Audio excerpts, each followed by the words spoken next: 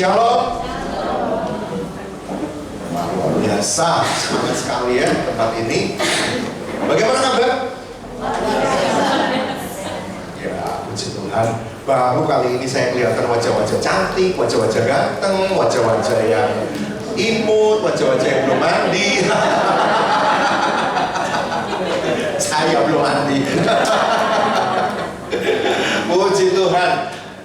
Hari ini saya mau bicara tentang satu tema, udah tahu? Apa?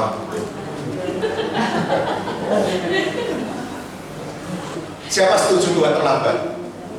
Gak setuju semua? Ya udah, saya gak jadi korban. Kok saudara gak setuju sama saya? Salah Pak, itu maksudnya Tuhan itu tidak terlambat. Masa kok judulnya Tuhan terlambat? Tapi jujur, kalau saya ngomong Tuhan tidak terlambat itu biasa kita dengar di gereja, kita dengar di mana-mana di lagu. Tapi kadang kan hatimu ngomong gitu, ya kan? Ya kan? Coba Tuhan, boy ya cepet waktu ditolong mestinya kan anakku nggak jadi mati. Coba gitu loh, Tuhan tuh boy cepet turun tangan seperti yang lain gitu kan nggak jadi disita itu aset-aset. Saya kena pinjaman, hutang, sampai disita semua. Kan telat kayak gitu Tuhan. Ya kan? Keseharian yang real, yang nyata, yang kita hadapi, kan hatimu selalu merasa bahwa Tuhan itu telat kan? Ya kan? Jarang saudara bilang Tuhan itu nggak pernah terlambat. Manusia itu kadang-kadang memang selalu merasa kayak gitu, telat. Kayaknya Tuhan itu nggak cukup waktu gitu untuk cepet-cepet menolong kita. Ya, ini yang saya mau sampaikan hari ini. Coba buka sama-sama itu kisah Yohanes 11. Jadi malam ini 44 ayat ya. Jadi bisa dibayangkan kan 44 ayat itu pulangnya jam berapa ya. Jadi siap-siap yang mau ke toilet, kayak nonton bioskop. Ayo ke toilet dulu. Kok ngeri gitu ya bicara satu ini 44 ayat ya. Saudara nggak usah satu-satu. Tapi ini tak cerita ya. Apa namanya? Ini kisah tentang Maria, Marta punya saudara namanya Lazarus. Nah, satu saat Lazarus ini sakit. Terus Maria sama Marta ini ngabarin Yesus bahwa saudaranya sakit. Minta cepet-cepet datang Yesus supaya didoakan, ya kan? Tetapi apa yang terjadi? Yesus gak cepet-cepet segera untuk datang menuju ke tempatnya Lazarus, rumahnya Maria dan Marta. Maria dan Marta itu yang kisahnya pernah kita baca itu, yang pernah kita dengar. Ya, kalau Marta itu orang yang sibuk melayani Yesus. Wah, kalau zaman sekarang melayani pendetanya ini dikasih makan apa? Tidur di hotel mana? Ya kan? Wah. Ini si Marta, ya kan? Tapi kalau Maria duduk gitu di kaki Yesus dengar khotbahnya. Yesus datang ke rumahnya, itu rumahnya seperti toko bintang ini dipakai untuk khotbah. Ya, Yesus di sana itu mengajar gitu berkhotbah. Rumahnya Maria dan Marta. Nah, dia punya saudara laki satu-satunya namanya Lazarus, sakit. Dikabari gitu. Ya mungkin kalau cuma sekarang itu ngabari pendetanya gitu ya, Pak doakan, Bu Gembala doakan, ini loh dirawat di rumah sakit begini. Harapannya apa? Supaya Bapak Gembala, Ibu Pendeta ini datang gitu, cepat-cepat tumpang tangan mendoakan. Kita percaya kalau hamba Tuhan tumpang tangan, urapan puasa bekerja sehingga melawat oleh bilurnya disembuhkan. Kan harapannya gitu. Tapi ternyata apa yang terjadi? Yesus tuh gak cepet-cepet datang. Bahkan apa? Santai dulu ya, sampai santainya itu berapa? 2 hari barusan berangkat. Nah ini ceritanya kayak gitu. Coba kita baca sekilas gitu ya. Ini kisah tentang Lazarus yang akhirnya apa?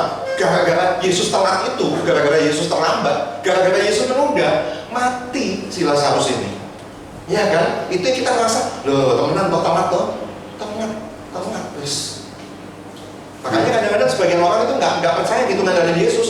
Lebih sakti sama orang-orang yang katanya orang pinter, itu lebih sakti, lebih cepat katanya gitu. Iya kan? Datang ke klinik-klinik kayak gitu yang mistis-mistis, itu kayaknya lebih cepat gitu, lebih mujarab gitu. Yesus tuh suka telat gitu. Nah ini kadang-kadang yang kita rasakan. Kalau memang hatimu hari-hari ini merasakan bahwa Yesus itu telat, Tuhan itu telat, berarti firman ini buat saudara. Ya, saya doa supaya hari ini saudara benar-benar dibukakan pemikirannya. Ya, Yohanes 11 ayat 1 sampai 44. Enaknya baca mulai mana nih ya? 1 Saya kasihan kalau lihat dibaca semua, nggak pulang-pulang, ya kan? Sudah makan kan? Sudah. Ya enak saudara tadi camilan apa tahu kacang, ya kan? Ya. Yohanes sudah dibuka?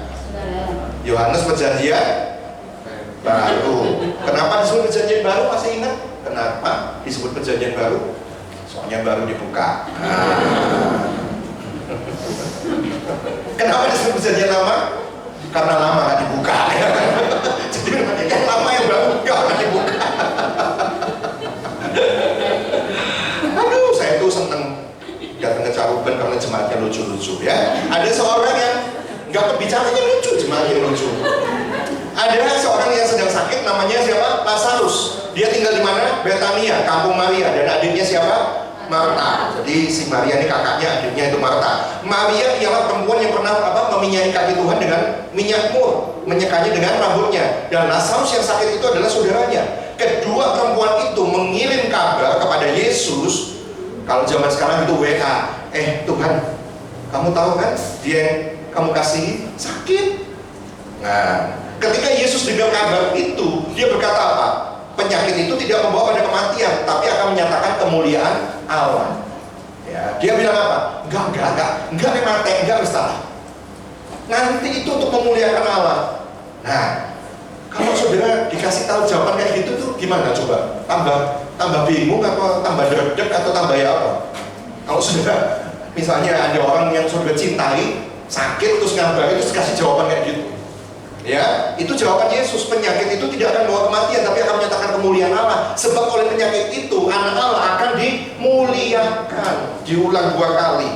Yesus memang mengasihi Marta dan kakaknya dan Lazarus. Jadi 3 orang ini itu sama-sama dicintai Yesus. Termasuk saudara itu dicintai Yesus. Saya dicintai Yesus, saudara dicintai Yesus. Kita semua dicintai Yesus. Kalau nggak cinta, nggak mungkin dia tuh mau mati disalibkan, dihina, ditelanjangi kayak gitu. Nggak mungkin dia mau korbankan tubuh dan darahnya buat kita untuk kepastian tentang surga. Nggak mungkin. Berarti apa? Kita setuju. Saya, saudara, dicintai oleh Tuhan. Amin. Jadi ada jangan merasa nggak dicintai atau kurang dicintai gitu. Saya pikir pertama gini, kok ditunda ya? Apa Maria sama Marta tuh sama Lazarus gak penting gitu? Ya, zaman sekarang kan di Surabaya, di sini ada pendeta kan suka beda-bedain jemaatnya. Oh ini jemaat penting ini, donatur ini. Ya ngasih duit gede buat gereja. Cepet, kalau dikabari datang gitu. Tapi kalau yang kurang penting, Kak Spiro, ini Mbak Gereja Kak Spiro, tapi cangkemin ngomel lah ya. Terus gak usah sih ditunda gitu. Itu di Surabaya kan di sini. Jadi kayak ada jemaat yang VIP, ada jemaat kelas 1, kelas 2, ada yang lain 1 yang buat banget sama hamba Tuhannya. Wow, ya kan? Saya pikir, ya makasih. Berarti bener loh ini 4 jam. Kasih minum, kan 44 ayat. Ya, sampai mana tadi? Jadi apa namanya? Saya pikir itu kayak kurang penting atau kurang dicintai. Tapi saya rasa kurang penting gimana? Kurang dikasih gimana?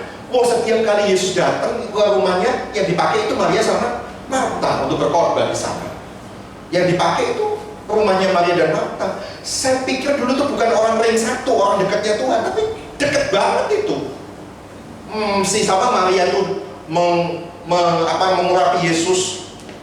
Kemudian si Marta ini melayani Yesus. Berarti kan orang pentingnya Tuhan. Saudara juga orang pentingnya Tuhan mestinya. Saya juga orang pentingnya Tuhan. Saudara aja yang baper gitu, rasa kok Tuhan gak cinta lagi sama saya. Saudara sensi sih. Kenapa lagi dapet masalah? Ya kalau wanita kan gitu ya, suka sensi gitu, karena kenapa lagi dapet, ya kan gitu. Ya saudara aja kadang-kadang rasa suka sensi gitu, sehingga apa? Kayak Tuhan tuh gak cinta saya mungkin ya. Oh kalau yang siapa? Ini Bu siapa Bu? Kipa. Hah? Kipa. Iya. Nggak pakai es ya? Panas soalnya saya butuh kipas. Ya kan, kalau Bu Kipa itu mungkin, dia tuh kan dicintai Tuhan.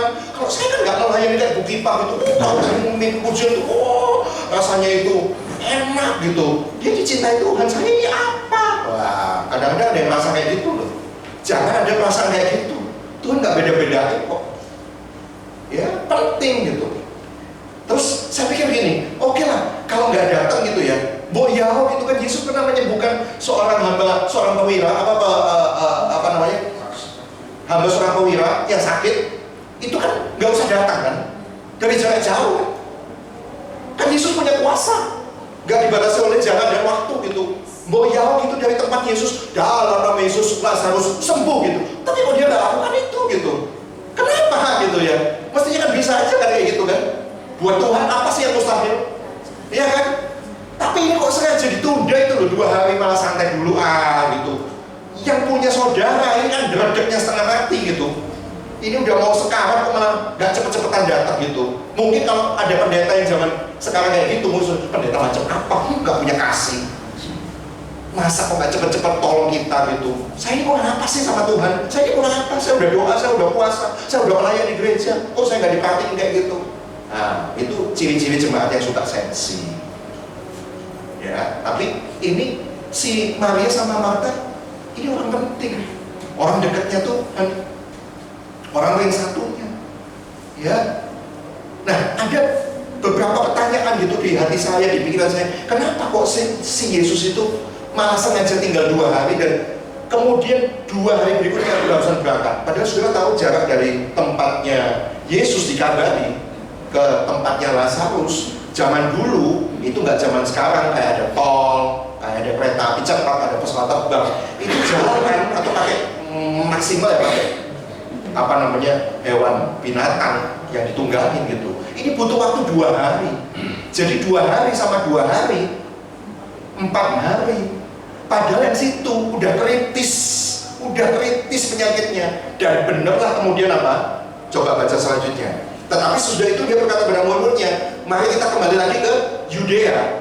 Habis dikabari gak cepat ke Betania, tempatnya si Maria dan Martha dan Lazarus yang sakit.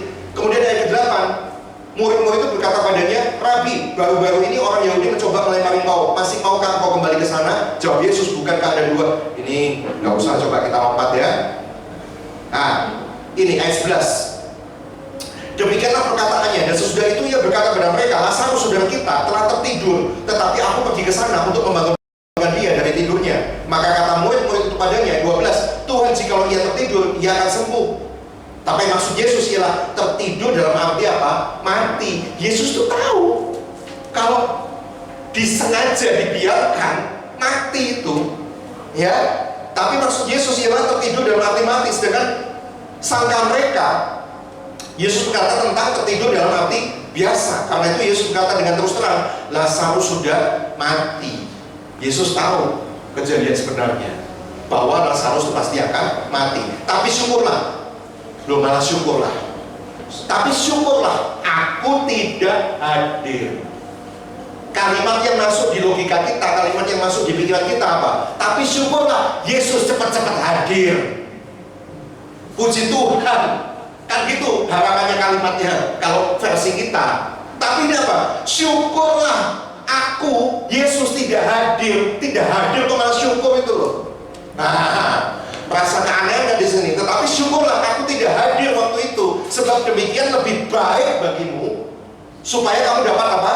Belajar untuk percaya. Marilah kita pergi sekarang kepadanya. Saya waktu baca ini, apa Yesus tuh sengaja pengen ngeprank gitu kali ya? Ngerti kan ngeprank? Bahasa anak muda sekarang ngeprank tuh ngerjain gitu loh. Pengen ngerjain Maria sama Martha kali ya. Ya gak jadi mati, aku kok diragukan, ya ngece gitu. Masa kayak gitu? Saya rasa kok enggak gitu. Tuhan Yesus bukan kurang kerjaan, suka ngeprank mencobai orang seperti itu. Setan yang suka nyobai orang itu. Kalau Yesus gak pernah mencobai kayak gitu, enggak. Setan itu yang suka ngeprank kita. Kalau Yesus gak pernah suka ngeprank. Ya, tapi lalu Thomas dikatakan ayat 16 yang disebut Didimus berkata pada teman-temannya, yaitu murid-murid yang lain, marilah kita pergi juga untuk mati bersama-sama dengan dia. Maka ketika Yesus tiba didapatinya Lazarus telah 4 hari berbaring dalam kubur. Jadi waktu Yesus dikabari itu kan lagi kritis, tapi dia nggak cepet-cepet pergi ke sana. Karena apa? Setelah dia 2 hari di situ, sengaja menunda 2 hari perjalanan, 4 hari, dan betullah ketika sampai di sana Lazarus sudah mati 4 hari. Jadi waktu dikabari itu tafsirnya mestinya udah kritis. Ya, Yesus tahu loh, kalau saya cepat-cepat datang, toh juga akan mati kok. Nah, Yesus tahu. Dikatakan apa?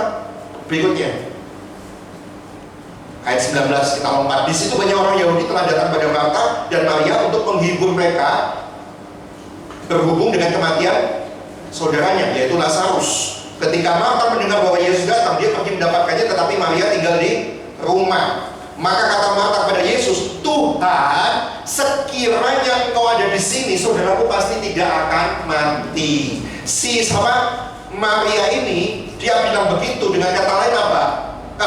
Marta bilang pada Yesus dengan kata lain ngomong kayak gitu, yaitu Tuhan, sekiranya engkau ada di sini, saudaraku pasti akan mati. Saudara pasti apa? Tidak mati. Maksudnya apa? Coba kalau Yesus cepat-cepat datang di sini, nggak jadi mati. Tuh kan sekarang mati. Ya kan? Dengan kata lain begitu, sesuai judul khotbah saya tadi, Tuhan terlambat. Telat sih. Coba kalau cepat gitu, cepat dikit kali, kan gak jadi mati. Ini kan ada kekecewaan gitu yang disampaikan oleh Marta. Tapi sekarang pun aku tahu bahwa Allah akan memberikan padamu segala sesuatu yang kau minta kepadanya. Kata Yesus pada Marta, saudaramu akan bangkit. Kata Yesus padanya, aku tahu bahwa ia akan bangkit pada waktu orang bangkit pada zaman. Yesus bilang apa? Enggak kok, saudaramu itu akan bangkit dari kematiannya. Tapi si Marta ini nggak nyambung karena sudah overthinking, sudah banyak mikir yang negatif tentang Tuhan, kan tenang. Akhirnya apa? Perasaannya buruk gitu. Dia mikir apa? Gak nyambung jawabannya. Yesus bilang apa? Enggak, akan bangkit kok saudaramu Lazarus. Oh iya, ntar bangkit waktu hari zaman, waktu kiamat pikirnya. Nah, jawaban gak nyambung kan? Padahal maksud Yesus itu apa? Bukan nanti waktu kiamat, dia nanti ini loh, ketika saya berkata bangkit, dia pasti akan bangkit. Ini jawabannya si Marta yang terlalu banyak negatif thinking sama Tuhan Yesus. Dia bilang apa? Oh iya, saya percaya nanti akan bangkit. Amin, waktu kiamat tapi. Sekarang ini udah mati. Ya apa caranya bangkit? Nah, makanya toh kita tuh manusia suka berpikir dengan pikiran kita sendiri gitu loh. Ya, nanti malu loh. Kalau saudara tuh mikir dengan pikiran saudara sendiri, nanti malu jadinya. Ya, kemudian apa? Jawab Yesus, akulah kebangkitan dan hidup. Kalau saya percaya padaku, ia akan hidup walaupun ia sudah mati. Dan setiap orang yang hidup dan yang percaya padaku tidak akan mati selama-lamanya. Percayakah Marta kamu?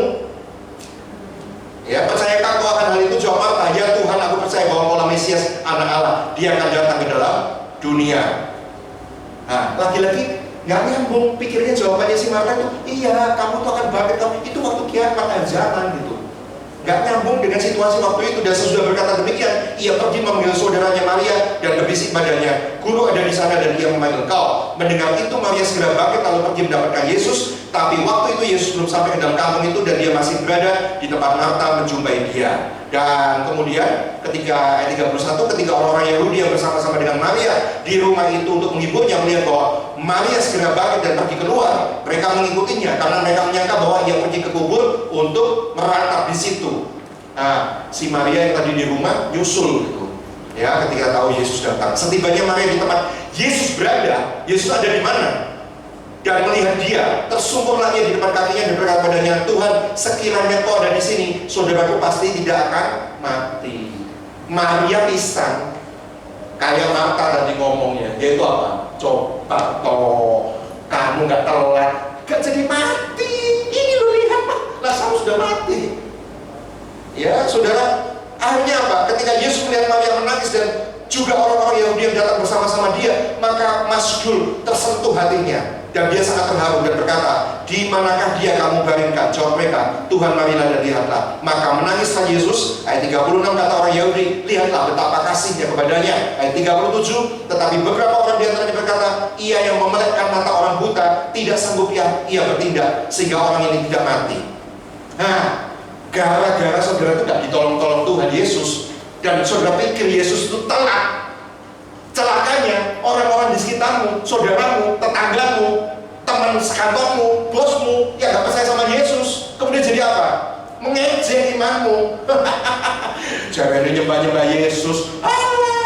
setiap minggu ke gereja, setiap Rabu, setiap bulan datang ke sini untuk PD, terang kita. Kena masalah, Yesusnya gak sakti, gak ditolong teman, itu loh buktinya gimana coba? Gak sembuh, malah mati. Gitu kok katanya dikit-dikit Yesus, sok-sok gaya-gaya penginjilan, ayo ikut Yesus itu aja. Kena masalah kayak gitu, mana Yesusnya? Celakanya gara-gara saudara tidak ditolong-tolong oleh Tuhan, tidak segera dijawab oleh Tuhan, celakanya kondisi saudara itu lebih buruk, dan itu jadi bahan hinaan orang. Ada yang alami gitu. Ya, imanmu dipertanyakan, Tuhan saya mau sembah itu di telat dulu, gak sakti, gak isok ngono. Ya apa terusan? Ngono kon ngejak-ngejak aku melok Yesus, di Yesus pula gak isok ya ngono. Ada yang pernah dihina kayak gitu? Ya, celaka kan? Udah kita rasa telat. Terus orang lain yang melihat yang gak percaya, malah menghina seperti itu. Maka masuklah akulah hati Yesus ayat 38. Lalu pergi ke kubur itu.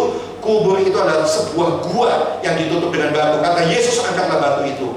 Angkatlah batu itu. Maka saudara orang yang meninggal itu berkata padanya, Tuhan, ia sudah bau, sebab sudah 4 hari dia mati. Lagi-lagi loh, negative thinking. Tuhan, wis 4 hari mati, wis bosok. Ya apa caranya? Maka aku tahu telatan sih, tuman.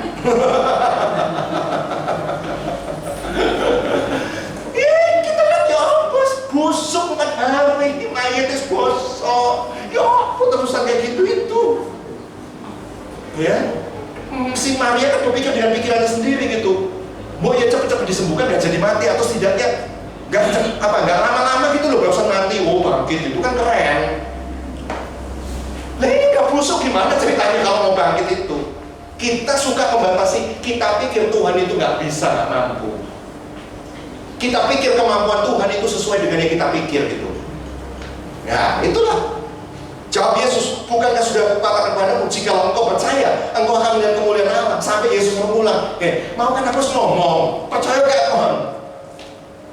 Katanya percaya, nah sekarang kok ngomongnya kayak gitu? Iya kan? Maka mereka mengangkat batu itu, ayat 41. Lalu Yesus menengadah ke atas dan berkata, Bapa, aku mengucap syukur kepadamu karena engkau telah mendengarkan aku. Dikatakan, aku tahu bahwa engkau selalu mendengarkan aku, tetapi oleh karena banyak orang berdiri di sini mengelilingi aku, mengelilingi Yesus, aku mengatakannya supaya mereka percaya bahwa engkaulah yang telah mengutus aku. Dan sesudah berkata demikian, berserulah ia dengan suara keras, Lazarus, marilah keluar. Ayat 44, orang yang telah mati itu datang keluar, kaki dan tangannya masih terikat dengan kain kafan dan mukanya tertutup dengan kain peluh. Kata Yesus kepada mereka, bukalah kain-kain itu dan biarkanlah ia pergi. 4 hari.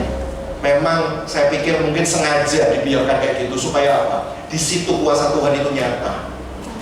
Ya, kalau cepet-cepet datang gitu, ya mungkin orang nanti pikir, apa itu istilahnya, belum mati beneran, itu mati suri. Nah, mungkin masih mati suri atau pingsan gitu, dipikir orang mati gitu. Tapi ini 4 hari udah mau busuk, itu udah resmi dinyatakan meninggal. Tapi bagi Tuhan tidak ada yang mustahil. Nah, lewat peristiwa ini selesai kan 44 ayat kan, mari mulai. Ya, kembali ke PowerPoint, belum selesai ya. Berikutnya, PowerPoint bisa ditampilkan, next. Nah, ini yang Tuhan mau sampaikan lewat peristiwa ini, yaitu apa? Aku, Yesus, adalah kebangkitan dan kehidupan. Dikatakan lewat firman-Nya, tidak ada satupun yang sampai kepada Bapa kalau tidak melewati aku, karena akulah jalan kebenaran dan kehidupan. Tadi Tuhan bilang kan, percaya kamu melihat mata orang yang percaya sama aku, dia tidak akan mati, tapi dia akan bangkit. Nah, kita diingatkan bahwa kita punya Tuhan Yesus, dia adalah kebangkitan dan kehidupan. Makanya kalau saudara ada keluarga yang saudara kasihi, yang terdekat meninggal, nggak usah susah-susah gimana gitu loh, kayak nggak punya Tuhan Yesus. Sampai kenapa aku juga biasanya nangis buanter-buanter itu punya rasa bersalah. Iya, biasanya gitu. Soalnya waktu hidupnya disio-sio. Ya, iya. Biasanya nangisnya bener, soalnya nyesel gitu loh. Oh, waktu hidup kok kurang mengasihi, kurang deket. Kalau sudah beres hubungannya waktu hidup, biasanya nggak gitu-gitu amat kok. Bener, biasanya gitu. Makanya jangan nyesel. Nanti kalau sudah mati terus gak usah ditangisi. Mumpung masih hidup ini loh. Ayo gitu. Ya, suamimu, istrimu, ya, anak-anakmu, orang tuamu, mertuamu.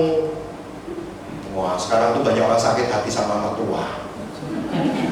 Iya. Saya kan bikin TikTok itu kontennya mertua-mertua viral. 5 juta yang lihat itu sampai anak. Ya, banyak itu mak-mak kecolometan. Iya Pak, mertua itu racun, mertua itu maut. Makanya demi kewarasan mental saya mau jaga jarak aja sama mertua. Jaga jarak aman, kayak supaya gak tubrukan. Jaga jarak aman. Banyak orang sakit hati kayak gitu. Mumpung masih hidup, itu boleh disayang-sayang, diperhatikan. Nanti kalau udah mati, habisnya buanter, nyesel itu biasanya. Kenapa waktu hidup kok nggak ada sesuatu yang janji pengen dikerjakan tapi nggak dikerjakan gitu? Ya, sudah tahu mungkin yang di tempat ini, saya dulu datang ke tempat ini selalu sama mama saya. Ya, beliau meninggal tahun lalu, 92 tahun. Saya sayang banget sama mama saya. Tapi karena saya sayang, saya rasa sayang saya udah cukup dan udah selesai. Ya sudah, saya sedih-sedih, tapi saya nggak berlebihan gitu sedihnya. Ya sudah. Tapi saya punya satu prinsip bahwa apa? Oke, waktu dia nggak ada, detik-detik, menit-menit terakhir, saya ada di sampingnya. Saya gandeng tangannya. Nggak apa-apa, Ma, nggak usah takut. Mama pasti ketemukan sama wajahnya Tuhan Yesus. Ikut aja. Nanti biar wajah Tuhan Yesus yang Mama lihat itu, Tuhan Yesus yang sama yang nanti akan jaga aku. Nggak usah khawatir. Sementara kita pisah ya, suatu saat nanti kita akan kembali lagi. Cocok kan? Pergi untuk kembali ya. Iya, saya nggak nangis, bener itu kekuatan Roh Kudus itu yang bikin saya nggak nangis. Tapi mari ngono, tuh oma lagi nangis. Ya kan inget, kan nggak ngakak juga. Tapi saya nggak yang berlebihan gitu sampai jadi orang aneh gitu, nggak bisa move on. Saya kan pernah khotbah itu kalau nggak salah di sini. Ada orang tuh hari-hari ini nggak bisa move on. Nah iya, 1 hari setelah mama saya meninggal, ada jemaat konseling sama saya. Saya juga ngalamin kayak bapak, kehilangan orang yang saya sayangi. Siapa? Anak saya. Anaknya siapa namanya? Michi. Lu anjing malah nyampe. Anda waras. Anjing gitu. Saya sampai bingung jawabnya. Oh iya, dia menatap saya telanjang gitu. Saya benci loh sama orang Kristen. Loh kenapa? Saya Kristen loh. Ih tapi Gak termasuk bapak maksudnya. Saya benci gitu sama orang di gereja. Loh kenapa emangnya? Iya kalau saya curhat gini, mata mereka memandang saya curiga dan bilang apa? Halah anjing aja kok sampai depresi kayak gitu. Maksudnya apa? Pak, kalau coba yang gereja Lion ya ngomong aku gendeng ngono gara-gara anjing terus aku stres ngono. Coba ngono. Itu orang nggak bisa move on loh. Dia nanya sampean, saya barusan kemarin kehilangan mama saya, dia kehilangan anjingnya, cek nemennya itu loh. Saya ditanya, Pak, saya mau nanya, kalau saya tahu jawabannya, hati saya lego. Apa pertanyaanmu? Michi udah duduk di sebelah kanan Allah Bapak di surga. Berarti mamaku ketemu di Michi-nya. Saya punya keyakinan Tuhan adalah kebangkitan dan kehidupan. Mama saya ada di surga. Jadi ketika mama saya di surga gitu, ya kan? Oh Tuhan Yesus. Waduh, kok jadi gitu ya surga?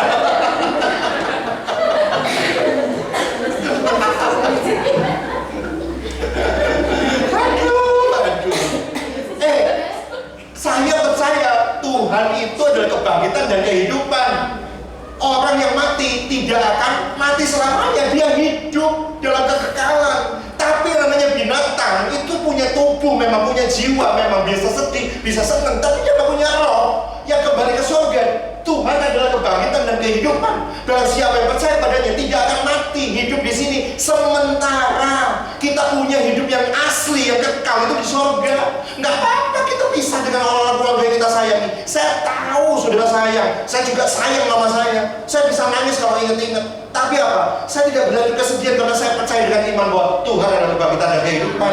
Dia membangkitkan mama saya sudah di surga. Dia hidup selama-lamanya, tidak mati. Saya bakal mati, tapi saya akan tetap hidup selama-lamanya di surga. Bersama kita menyembah Tuhan Yesus. Alangkah senangnya. Makanya sih orang ini jemaatnya gusar gitu. Aduh, saya tuh khawatir kalau nggak ketemu Michi lagi. Hah? Nah terus ketemu di surga gitu, ya apa ya? Yang lain pada nyanyi kan, saya tahu surga itu kan katanya malaikat-malaikat memuji bersama malaikat di surga gitu kan. Terus ada efeknya, gitu. Ada backing vokalnya kayak gitu, kan gak lucu. Bayangin coba, masa ada lagu kayak gitu?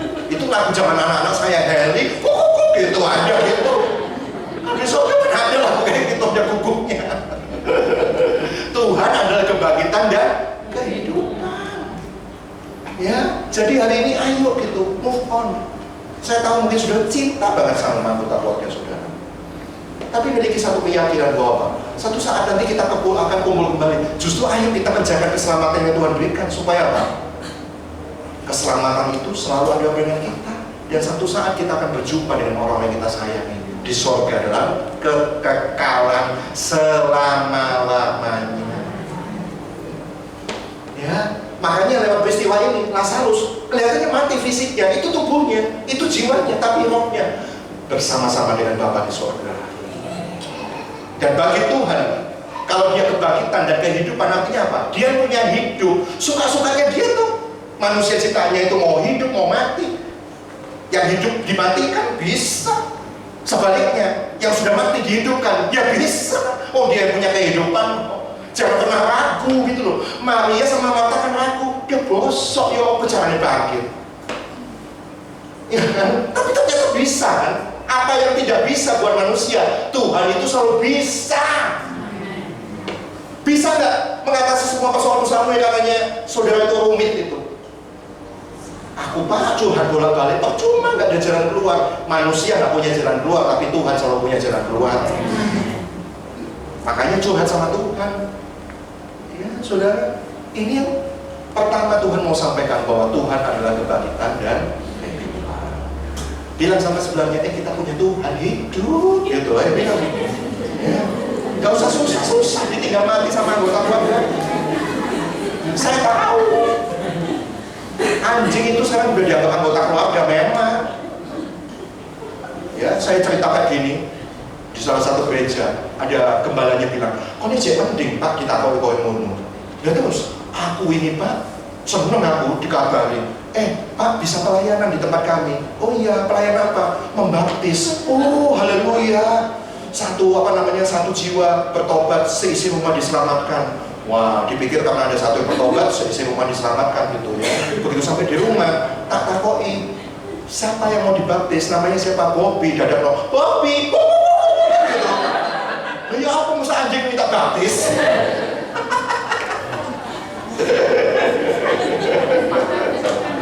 Kalau anjing itu binasa.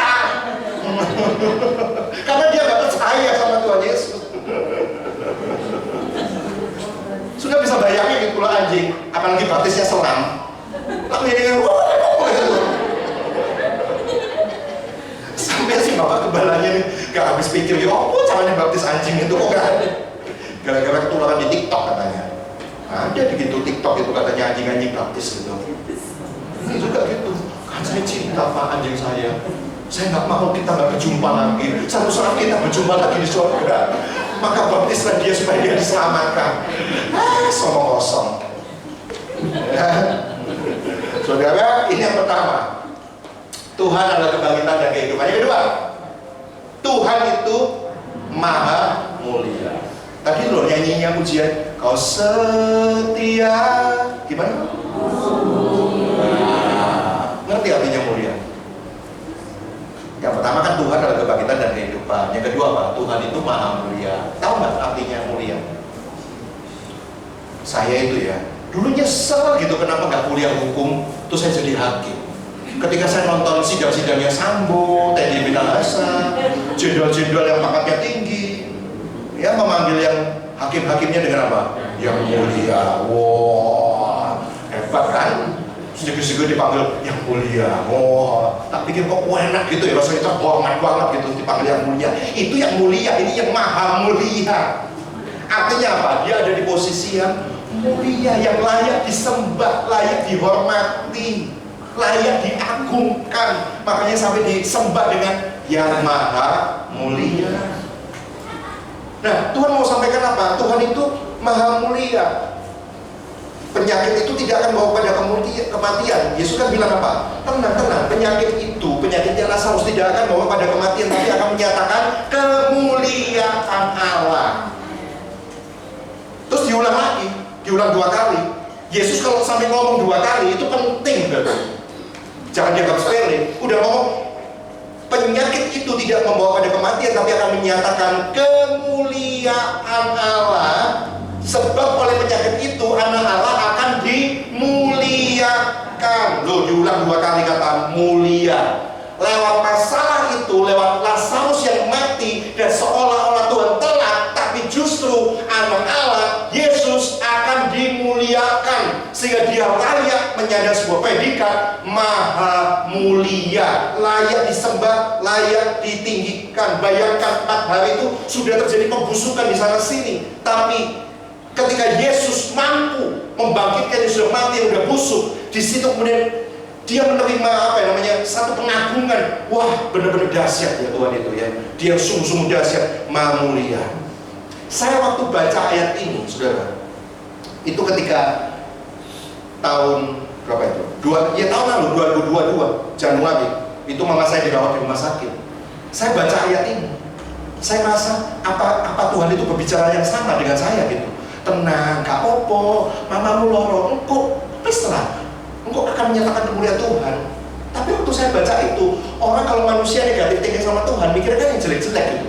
Saya bilang, kok Tuhan egois ya? Maksudku ya apa akan menyatakan kemuliaan itu? Aku sing sorong-sorong, kepikiran duit, mamaku nang loro nang kene. Terus terus apa? Lewat penyakit ini, lewat deritaku, lewat masalahku, lewat kesusahanku, terus kamu yang dimuliakan gitu. Kene sing sorong, kene sing setengah mati, terus kau yang itu kemuliaan gitu. Kok egois ya Tuhan? Mikir saya itu begitu loh malahan.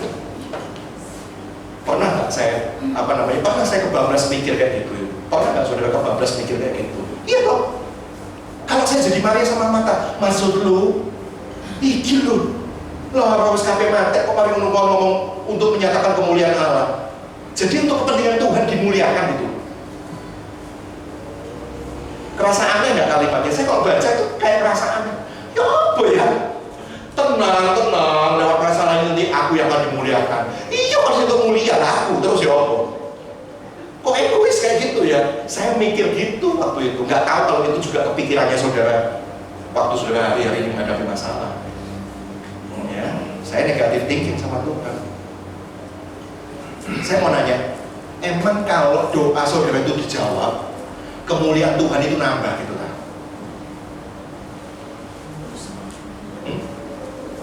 Makanya orang ketika sakitnya disembuhkan, nggak jadi disita, utangnya lunas, oh Tuhan Yesus baik, kok nyanyi-nyanyinya sampai lebih daripada biasanya gitu.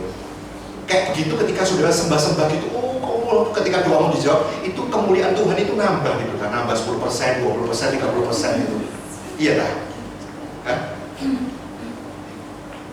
Sebaliknya saya mau nanya, kalau saudara hari ini kecewa, terus doamu itu belum dijawab, saudara merasa kayak Maria sama Marta, Tuhan itu telat, terus kemuliaan Tuhan itu udah melorot titik menurut rankingnya. Iya, kemuliaannya udah biasanya peringkat 1, saya kira udah titik lah peringkat 2, kasih itu juara, wes Tuhan, ya apa? Gitu lah. Enggak kan? Tapi jujur pernah merasa kayak gitu kan? Ya paling enggak saya pernah merasa kayak gitu. Karena apa? Ini loh lewat peristiwa Lazarus. Kok katanya kemuliaan Tuhan mau dinyatakan itu loh, ya apa sih gitu loh. Saya bingung waktu itu. Saudara, saya mau bilang kemuliaan Tuhan itu tetap. Dari dulu kemuliaan Tuhan itu mutlak, bahwa dia maha mulia. Bukan tergantung doamu dijawab atau nggak dijawab, bukan tergantung penyembahanmu itu kalau berapi-api, kemuliaannya Tuhan itu nambah gitu. Tapi kalau kau menyembah dengan biasa-biasa saja, kayak kemuliaannya Tuhan turun gitu. Ya, Oh, kemuliaan Tuhan ada di sini, saudara-saudara. Emang di tempat lain nggak ada kemuliaan Tuhan? Ada.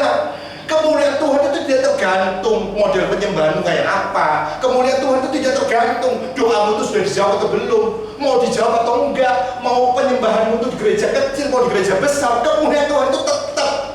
Apa kemudian kalau di gereja gede dengan sound system yang baik, dengan lighting yang bagus, kemuliaan Tuhan itu luar biasa, ya dahsyat. Terus nambah gitu 50% gitu.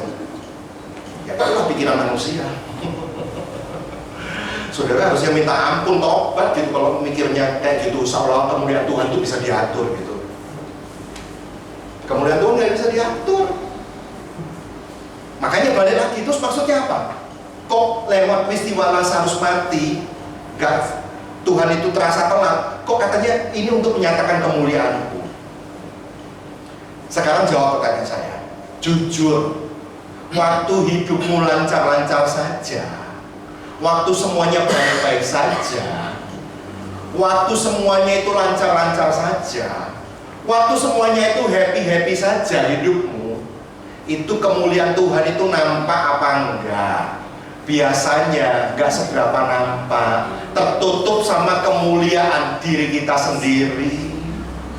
Ya, ada saudara saya bangga gitu, sampai dinoki aku perawan. Maksudnya perawan aku gak tahu kesenggol virus COVID ya. Bangga dia. Soalnya apa? Saya kejaga kok, kesuket saya, makanya saya gak kena. Pinter sih saya soalnya. Nah itu kemuliaannya siapa gitu ya nampak? Diri sendiri kan yang dibanggakan siapa maksud saya? Kan dirinya. Lah harusnya kan, puji Tuhan ya, Tuhan itu berikan anugerahnya lebih kepada saya sehingga saya dihindarkan. Tapi jarang yang ngomong kayak gitu itu. Jarang yang mengagungkan Tuhan di saat semuanya itu baik, lancar-lancar saja. Ya apa ya? Iya kok. Saya aja ngaku dosa kok saudara nggak ngaku. Akeh bolong wis tak ngaku aja. Kok saya cari bolong?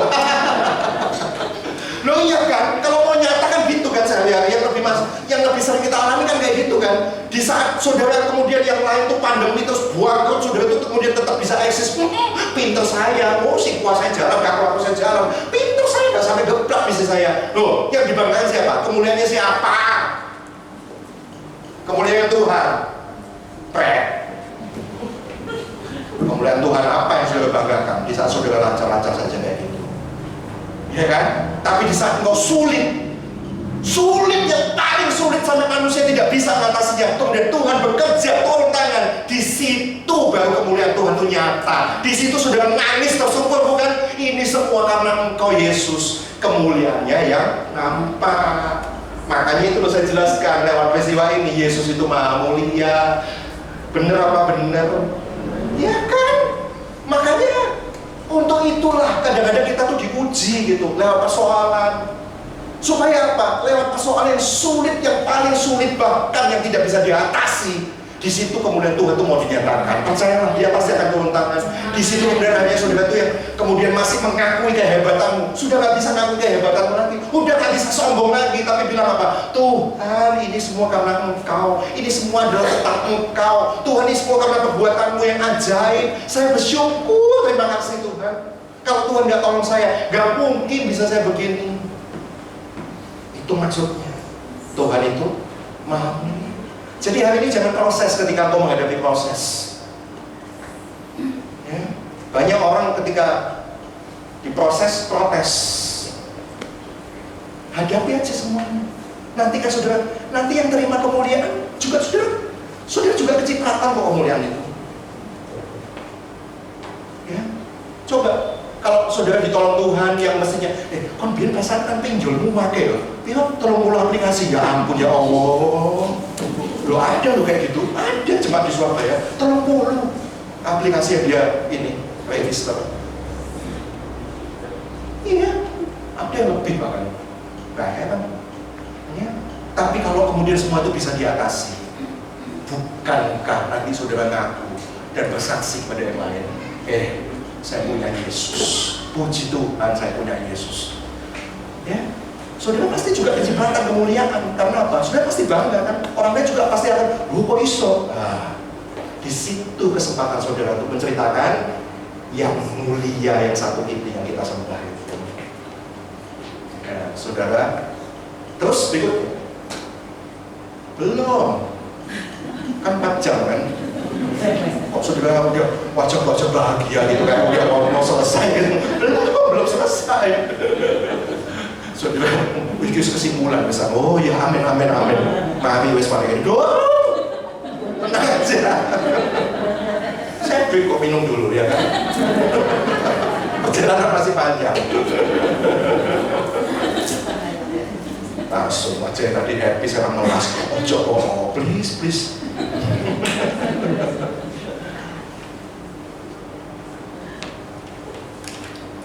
Ups. Aduh, panas saudara. Apakah setiap orang bisa melihat kemuliaan Tuhan dan percaya? Jawab.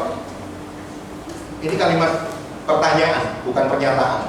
Menurut saudara ini jawabannya bisa, ya atau enggak?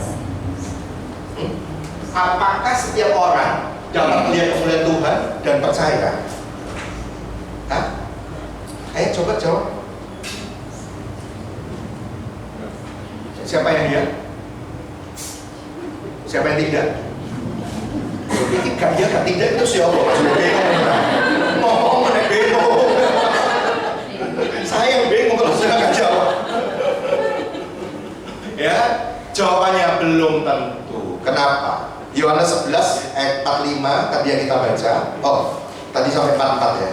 Sekarang 45. Banyak di antara orang-orang Yahudi yang datang melawat Maria dan yang menyaksikan sendiri apa yang telah dibuat Yesus, percaya kepadanya. Kan ada banyak orang yang di situ ya, melihat demo tentang kebangkitan Lazarus itu, demonstrasi kebangkitan dari Lazarus. Tetapi ada yang pergi pada orang-orang Farisi dan menceritakan pada mereka apa yang telah dibuat Yesus itu. Ayat 47, lalu imam-imam kepala dan orang-orang Farisi memanggil mahkamah agama untuk berkumpul dan mereka berkata, apakah yang harus kita buat? Sebab orang itu, yaitu Yesus, membuat banyak mujizat. Ayat 48, apabila kita biarkan Yesus, maka semua orang akan percaya kepada Yesus dan orang-orang Roma akan datang dan merampas tempat suci kita serta bangsa kita. Ayat 53 lompat, dan mulai dari hari itu mereka sepakat untuk membunuh Yesus. Makanya jawabannya belum tentu. Apakah semua orang ketika melihat kemuliaan itu terus kemudian jadi percaya? Belum tentu. Itu orang-orang Farisi. Malah apa? Lihat gak? Lihat loh, langsung bukan diceritain, bukan katanya. Tapi begitu melihat itu, dia mulai apa? Insecure, ngerasa gak aman gitu, merasa tersaingi. Sehingga apa? Lapor ke imam-imam. Bahaya loh ini. Terus mulai boleh ngono. Kita nanti kegeser nanti. Malah kemudian bersepakat malah membunuh Yesus. Kok bisa ya kayak gitu ya? Ada loh orang kayak gitu itu, orang-orang Farisi. Lihat sudah lihat, tapi nggak percaya. Iya Pak, ibu bojoku keras kepala kok aja nih. Ngomong-ngomong kok Pak, ojo keras kepala kayak gitu. Itu contohnya. Sudah datang ke gereja, sudah dengar firman Tuhan di PD, tapi apa? Nggak langsung percaya. Makanya relevan sekali, relate banget itu kejadian hari itu sama kejadian sekarang. Ada orang yang sudah melihat Tuhan itu sudah menyertai saudara lewat masa-masa sulit waktu pandemi sampai hari ini, tapi saudara nggak langsung percaya gitu. Ya, kemudian berikutnya, tidak semua orang yang melihat kemuliaan Tuhan menjadi percaya. Ini jawabannya. Terus next. Nah, terus apa yang membuat kita tuh bisa melihat kemuliaan Allah? Apa yang bisa membuat kita itu melihat kemuliaan dari Tuhan? Yohanes 11 ayat 40. Coba dibuka, baca sama-sama. Apa yang bisa membuat kita? Tadi kan saudara udah dengar kan tentang kemuliaan Tuhan yang dinyatakan. Nah, kepengen kan melihat kemuliaan Tuhan itu kan? Saudara kepengen kan melihat kemuliaan Tuhan dinyatakan lewat hidup kita hari ini? Pasti kepengen. Tapi gimana caranya? Jawab Yesus, bukankah sudah kukatakan kepadamu, jikalau engkau percaya, engkau akan melihat apa? Kemuliaan Allah. Kalau dijawab, bukankah sudah kukatakan, artinya Yesus sudah ngomong bolak-balik. Tapi kadang-kadang kita tuh gak ngerti gitu. Ya, sudah bolak-balik khotbah hamba Tuhan yang suka kita dengar ngomong tentang apa? Percaya, percaya, percaya, percaya.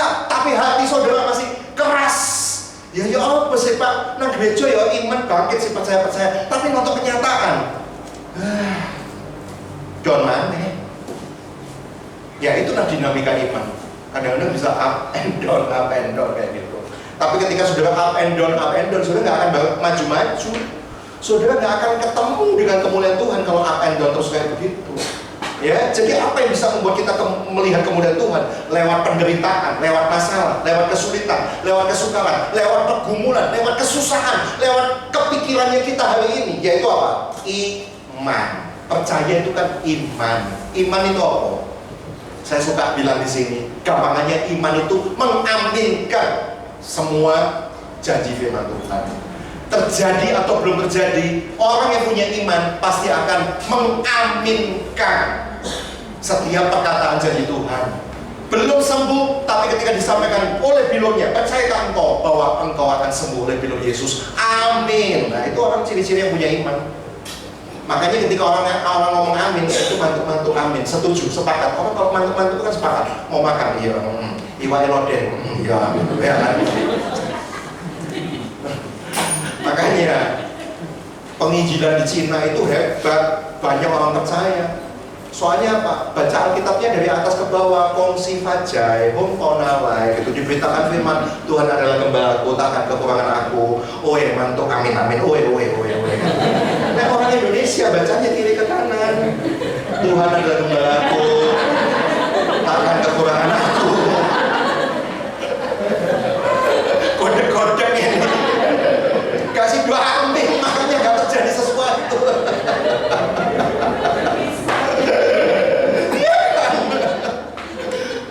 Orang baca firman begini ada. Geleng-geleng kan tanda tidak setuju. Makanya gini loh, percaya saja udah. Terjadi belum terjadi, sudah terjadi belum terjadi. Yang penting amin. Amin.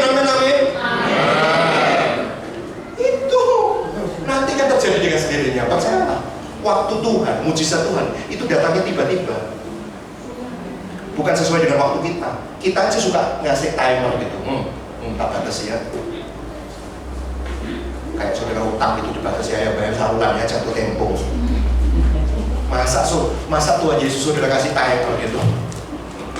Celaka nggak sih kita itu suka ngasih timer buat Tuhan. Ya kan? Kalau timernya lewat, emangnya Tuhan cuma Yesus saja. Ya, saya cari Tuhan yang lain. Ketika timernya terlewati, artinya apa? Telat. Ya, saudara, iman itulah yang ada dalam hatinya Maria dan Marta. Kamu percaya? Ya Tuhan, aku percaya. Ya Tuhan, ku percaya. Aku percaya. Nah, itu disambung terus kayak gitu lagunya. Kalau saudara hari ini sulit untuk percaya, nyanyikan lagu-lagu tentang percaya itu. Percaya, ku percaya. Nah itu firman-Mu ya dan amin.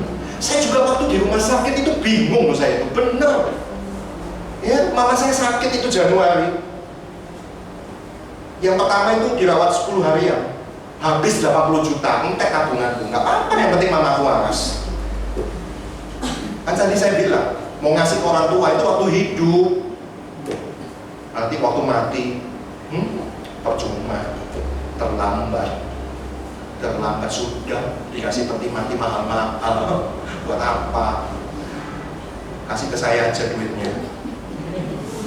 Loh Pak, kan itu ada suku-suku tertentu memang begitu, kan kebanggaan. Ya nggak apa-apa sih, saudara mau beli peti mati mahal itu urusan saudara, hak saudara kok. Tapi waktu hidup itu loh gimana? Celaka nggak sih? Peti matinya lebih mahal daripada biaya hidupnya waktu hidup. Lo nggak apa-apa, suku tertentu beli peti mati mahal nggak apa-apa, nggak ngelarang saya. Tapi waktu hidup itu loh, sudah saudara rawat dengan baik nggak? Gitu. Ya saya bukan untuk sombong. Ya 80 juta udah habis ya sudah lah, namanya juga orang tua dari saya. Duit kan bisa dicari lagi. Celakanya Toto omah, sak minggu kemudian kuman maneh. Dia kan masalah di lambung. Waduh, ya saya bawa lagi ke rumah sakit. Nah itu, saya modal ini tuh, percaya. Duitnya udah habis, terus bayarnya pakai apa? Ya, mikir waktu itu saat jelek-jeleknya, gesek kartu kredit aja dulu, bos, ya opong kok bayarnya bos, gak mati pokoknya aku mau ngasih yang terbaik pokoknya. Tapi saudara, begitu masuk rumah sakit yang kedua, dokter tambah penasaran, loh kok balik kan ya, kok gak waras ya, tambah periksa ini, semakin penasaran gitu, ini diperiksa. Saya itu kan paling cukup, itu di Surabaya itu ada namanya rumah sakit Adi Husada, ya, warna rumah sakitnya itu penuh dengan warna kuning dan hijau. Saya udah trauma lihat kuning dan hijau itu, celana hijau. Langsung pikiran saya waktu itu kesana ya. Derondok loh hati itu kenapa warna hijau itu. Mau pikir, tapi bukan melihat Anda. Derondok hati kalau melihat warna kuning dan hijau. Mapnya itu warna hijau kayak gitu. Tok, Pak, pagi, iya, kenapa sus? Hijau mapnya, bajunya hijau, mapnya hijau, ya kan? Kenapa? Iya, mama besok endoskopi. Oh iya, tanda tangan ya Pak ya, iya. Saya beritahu Pak ya, biayanya 25 juta. Engkong. Makanya saya kalau lihat warna itu, saudara, ya apa gitu loh pokoknya. Gak kayak warna yang lain.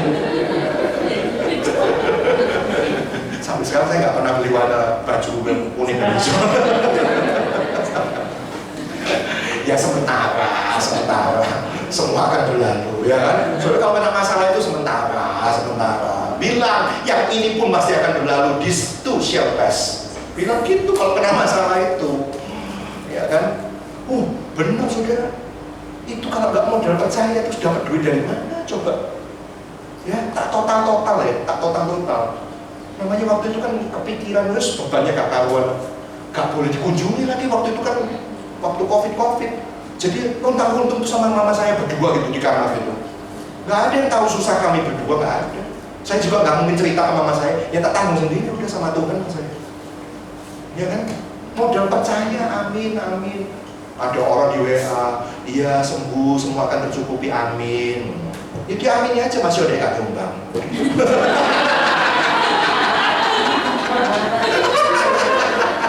Maaf saya terus terang.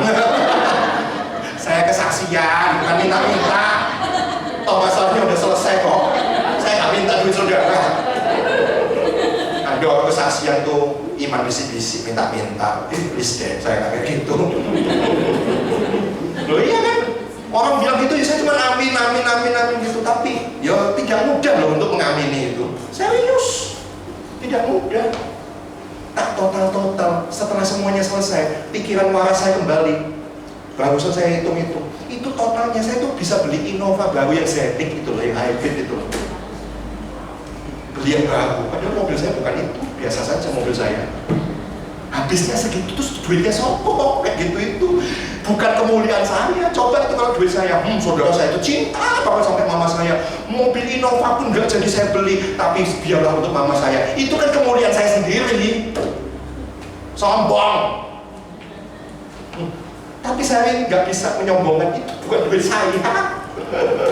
Serius, itu bukan. Dan terus duit itu apa? Nggak ngerti aku. Pokoknya dari IG, dari Facebook, dari mana-mana. Pak, izinkan saya untuk menabur. Saya nggak kenal. Saya tanya, kita pernah ketemu gitu, mungkin jemaat di Caruban. Enggak, bapak nggak kenal kok. Kita nggak pernah ketemu gitu. Terus kok mau nyumbang? Ya saya kan tahu kisahnya bapak. Percaya tak percaya. Tetap jadi berkat ya Pak ya, dengan kasih teladan cinta sama orang tua. Loh, yakin tak? Yakin. Ya, itu saya total. Nggak tahu saya nggak masukkan kitabisa.com atau apa. Saya nggak coba gimana kemana-mana. Itu orang tuh banyak dari nggak tahu, saya nggak kenal. Ya ada yang kenal. Tapi banyak yang nggak kenal. Itu kalau di total Innova Zenith Grace 400 jutaan. Duitnya siapa? Bukan duit saya. Dan semuanya sudah selesai dengan kemenangan. Mama saya udah di surga. Tidak ada yang perlu disesali. Tuhan itu baik. Amin. Ya kan? Tuhan tidak pernah terlambat. Saya ndredeg karena kok pas waktunya banyak kok kayak gitu. Saya kan nggak sempat ngitung satu persatu kalau udah rumit kayak gitu itu. Wis pikirannya pokoknya pengen mamaku sembuh gitu loh pikirannya itu. Tapi setelah dia itu kok ya pas lebarnya tuh selalu ada aja gitu. Nah itu loh, itu kemuliaan Tuhan, pertolongan Tuhan. Amini saja yang tadi saya bilang. Meskipun kadang-kadang ya harus diakui, sampai kadang-kadang nggak bisa tidur. Saya kepikiran, aduh terus ya apa ya bayarnya kayak gini. Ya, tapi saya mencoba untuk kembali ke firman Tuhan. Ya, yaitu tadi apa? Percaya. Sembuh ya apa caranya, pokoknya percaya. Nanti suatu saat saudara akan melihat apa yang sudah percaya itu akan jadi kenyataan. Amin. Ya, saudara, doa saya firman hari ini sungguh-sungguh jadi berkat buat saudara. Ya, amin. Orang yang amin itu biasanya dekat sama mujizat. Oh, tak berbantah amin. Tapi coba kalau saya ketika saudara ngomong amin jadi firman Tuhan, percayalah sesuatu yang lebih sulit akan terjadi. Oh, kasih doa amin. Mikir kasih saudara. Lo itu kan proses.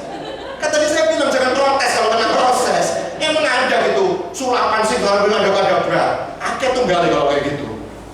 Ya, saya juga mintanya kayak gitu, tapi kan nggak ada kayak gitu. Nggak ada khayal. Saudara minta semuanya itu cepet-cepet, terus kemudian terjadi dengan seketika tanpa ada proses. Khayal. Ntar saudara kena mental, sakit jiwa kalau khayal. Ya, nggak ada. Ikuti aja prosesnya, ikuti saja waktu Tuhan. Waktu Tuhan pasti yang terbaik.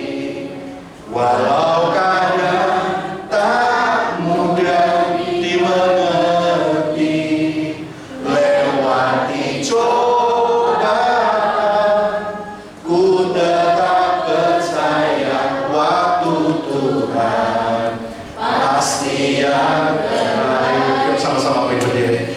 Waktu Tuhan pasti yang terbaik.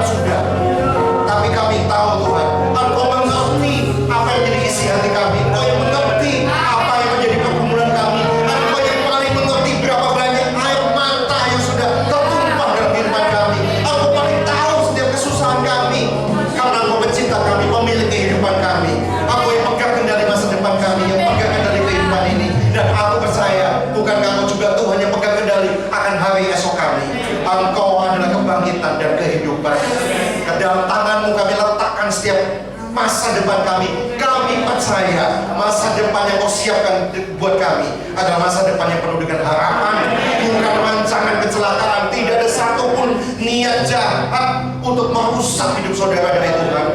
Tuhan tidak pernah mencelakakan, tapi Tuhan sedang membentuk kita. Ikuti saja proses Tuhan. Jangan patok sesuai dengan waktumu sendiri. Kalau kau mematok dengan waktumu sendiri, engkau banyak kecewa. Kalau kau mematok dengan waktumu sendiri, suatu saat ketika Tuhan menyatakan waktunya, engkau akan malu dibuatnya. Karena ternyata jauh rencana Tuhan itu jauh lebih indah, waktu Tuhan itu jauh lebih indah. Bagaimanapun rencana Tuhan, waktu Tuhan tetap yang terbaik. Tuhan terima kasih. Engkau lihat iman anak-anakmu tempat ini. Apapun jadi persoalan mereka, baik dalam keuangan, keluarga, studi masa depan, pendidikan, maupun hubungan keluarga, apapun yang jadi pergumulan mereka, yang sulit bahkan sudah tidak ada jalan keluar. Manusia bilang no hope, tidak ada harapan, susah, sulit. Tapi justru bukankah kita percaya di antara sesuatu yang mustahil, bukankah itu justru tempat kesukaan Tuhan untuk bekerja?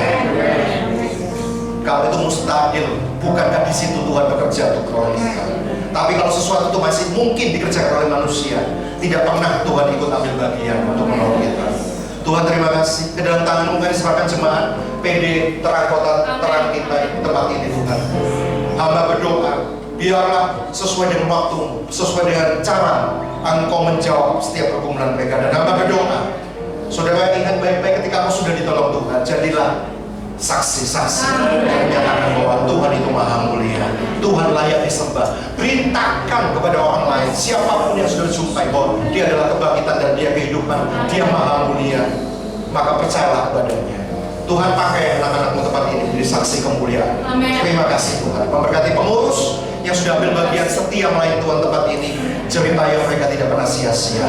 Terima kasih Tuhan, pertemukan kami kembali dalam waktu-waktu PD selanjutnya, sehingga kami boleh saling menguatkan, mengasihi, menegur satu dengan yang lain. Terima kasih Tuhan. Kami naikkan rasa syukur kami dalam satu nama, di dalam nama Tuhan kami Yesus Kristus. Haleluya. Sama-sama katakan amin. Tuhan Yesus memberkati.